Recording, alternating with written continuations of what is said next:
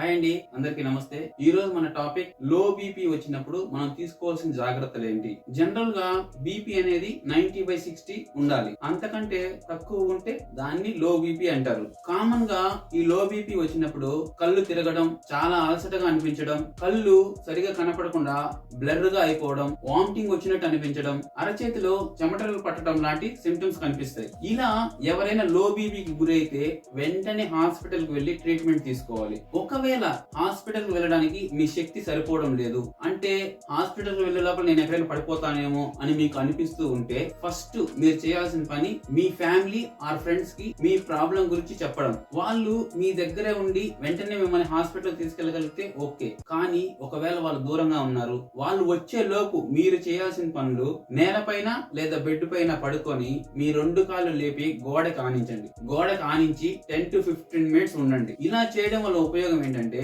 మీ కాళ్ళల్లో ఉన్న రక్తం అంతా దిగి మీ హార్ట్ కి అలానే బ్రెయిన్ కి బ్లడ్ సర్క్యులేషన్ అనేది బాగా జరుగుతుంది. నెక్స్ట్ ఒక గ్లాసు గోరువెచ్చని నీళ్ళల్లో 1 స్పూన్ షుగర్, 1/2 స్పూన్ సాల్ట్ వేసి మిక్స్ చేసుకుని తాగేసేయండి. దీని వల్ల యూజ్ ఏంటంటే సాల్ట్ లో సోడియం ఉంటుంది.